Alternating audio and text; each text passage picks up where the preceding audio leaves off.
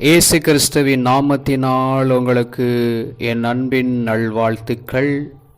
இந்த பழைய வருடத்தில் கர்த்தர் நம்மளை இந்த நாளை கொடுத்ததுனால கர்த்தரை ஸ்தோத்தரிப்போம்.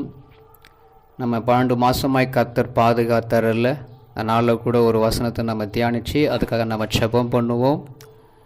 யோபு 8ஆம் அதிகாரம் 7வது வசனம். உம்முடைய துவக்கம் அற்பமாக இருந்தாலும் உம்முடைய முடிவு சம்பூரணமாக இருக்கும். நம்ம ஜனவரி மாதம் ஒருவேளை பார்க்கும் பொழுது அற்பமாக இருந்திருக்கலாம். இப்போ டிசம்பர் மாதம் முடிவு சம்பூரணமாய் கர்த்தர் இந்த நாளில் ஆசீர்வதிப்பார். இந்த நாளில் நிச்சயமாக நம்மளை சம்பூர்ணமாய் நடத்துவார். ஒருவேளை நீங்கள் வேண்டிக் கொள்வது இந்த வருஷத்தில் நடந்திருக்கலாம், நடந்தில்லாமல் இருக்கலாம். இந்த நாள்லையாவது அவருக்கு ஒரு நொடி பொழுது போதும், கர்த்தர் அவர் சம்பூர்ணமாய் நம்மளை நடத்துவார். அதனால் நீங்கள் சோர்ந்து போகாதீங்க, இந்த வார்த்தையை விசுவாசிங்க.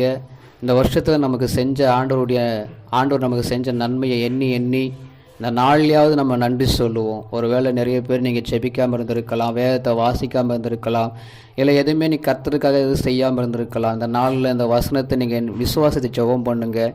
ஏன்னா ஆரம்பம் நமக்கு அற்பமாக இருக்கலாம். இப்போது இந்த முடிவில் நம்ம ஆண்டவராக இயேசு கிறிஸ்து கொண்டு வந்து இருக்கிறதுனால நினச்சி நமக்கு சம்பூர்ணமாக இருக்க பண்ண போகிற கர்த்தரை நம்ம ஸ்தோத்தரிப்போம். இந்த நாளில் நீங்கள் சோர்ந்து போகாமல் புதிய வருஷத்துக்குள்ளே கடந்து போக போகிறோம். கர்த்தருக்கு எண்ணி நன்றி சொல்லுவோம், அவருடைய நாமத்தை மகிமைப்படுத்துவோம். கர்த்தர் நம்முடைய வாழ்க்கையில் பெரிய காரியங்களை செய்வார். விசுவாசத்தோடு ஜெபம் பண்ணுவோம். எங்களை கிருபையாக நேசிக்கிற எங்கள் அன்பின் நல்ல தகப்பனே, இந்த நாள் இந்த வேலையை நீர் கொடுத்ததுனால ஸ்தோத்திரம். நீர் முடிவு சம்பூர்ணமாய் செய்கிற தகப்பன் என்பதை நாங்கள் அறிந்திருக்கிறோம். இந்த வருஷத்தை நீங்கள் எத்தனையோ நன்மைகளை எங்களுக்கு செஞ்சுருக்கிறீங்க. எங்கள் வாழ்க்கையில் நீங்கள் ஆண்டவர் அனுதினமும் எங்களை உயிர்ப்பிக்கிறதே ஒரு பெரிய காரியம் அல்லவா? இந்த நாளில் இந்த வேலையை நீர் கொடுத்ததுனால நன்றி. நல்ல உணவு கொடுத்து, நல்ல உடையை கொடுத்து, நல்ல இருக்கிறதுக்கு இருப்பிடத்தை கொடுத்து, நல்ல சம்பாதிக்கிற பலத்தை கொடுத்து, நல்ல கையின் பிரியாசத்தை எங்களை ஆசீர்வதித்திருக்கிறீங்க. ஆண்டவரை சம்பூர்ணமாக நீங்கள் நடத்த போகிறீங்க.